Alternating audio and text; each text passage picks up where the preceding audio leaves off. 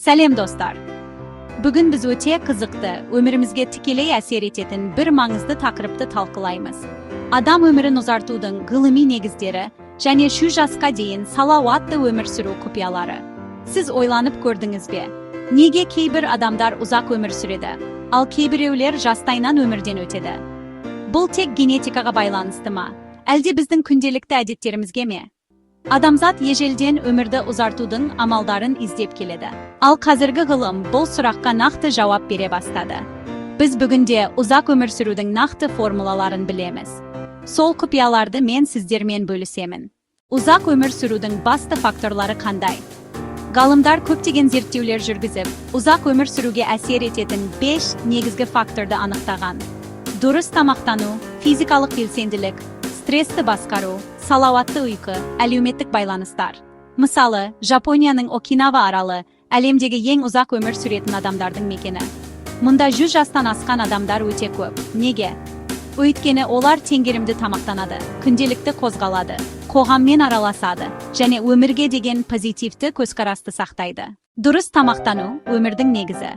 Тамақтану ұзақ өмірдің 50%-ын анықтайтын фактор. Мысалы, орташа жапон диетасы балыққа, көкөніске, теңіз балдырларына, соя өнімдеріне бай. Бұл тағамдарда қанықпаған майлар мен антиоксиданттар көп, олар ағзаны қартаюдан қорғайды. Ұзақ өмір сүрушілердің тамақтану қағидалары: таза табиғи өнімдерді жеу, қантты шектеу, көкөніс пен жемісті көп пайдалану, қызыл етті азайту, күнделікті жеткілікті мөлшерде су ішу. Мысалы, жерорта теңізі диетасы жүрек ауруларын 30%-ға азайтады.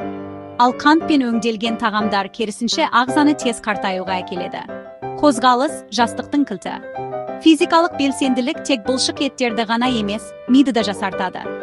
Күнделікті 30 минуттық серуен, жеңіл жаттығулар, йога немесе жүзу, бұл тек спорт емес, ағзаңызды ұзақ өмірге дайындайтын дәрі. Ғалымдар дәлелдеген, аптасына кем дегенде 150 минут белсенді қозғалған адам қимылсыз отыратын адамға қарағанда орташа есеппен 7 жыл ұзақ өмір сүреді. Стрессті басқару жасушаларды қорғау. Стресс өмірді қысқартатын басты факторлардың бірі. Ұзақ мерзімді стресс ағзадағы кортизол деңгейін көтеріп, иммунитетті әлсіретеді. Жүрек қан тамырлары ауруларын туғызады. Бұдан шығудың жолдары: медитация, терең тыныс алу жаттығулары, табиғатта серуендеу, өзіңізге ұнайтын хобби табу. Жапонияда икегай деген ұғым бар, өмірдің мәнін табу. Бұл да ұзақ өмірдің құпиясы. Салауатты ұйқы. Ұйқы ағзаның қалпына келу уақыты. Күніне 7-8 сағат сапалы ұйқы жүрек ауруларының, семіздіктің және қант диабетінің қаупін азайтады. Ұйқыны жақсарту үшін бір уақытта ұйықтап, бір уақытта ояну. Ұйықтар алдында телефон мен компьютерді қолданбау. Бөлмені қараңғы және салқын ұстау, әлеуметтік байланыстардың күші. Адам әлеуметтік жаратылыс. Достар мен отбасы өмірдің сапасын арттырады. Оқшаулану депрессия мен аурулардың қаупін арттырады. Ұзақ өмір сүрушілердің 16 ережесі.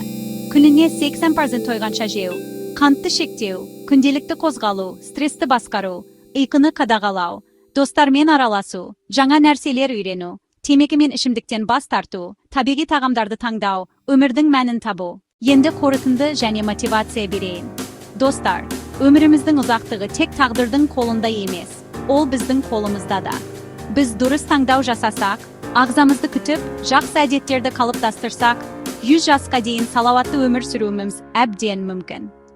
Егер бұл видео сізге пайдалы болса, лайк басып каналға жазылыңыз. Біз алдағы уақытта денсаулық, ұзақ өмір және ағза құпиялары жайлы тағы да көптеген қызықты мәліметтермен бөлісеміз.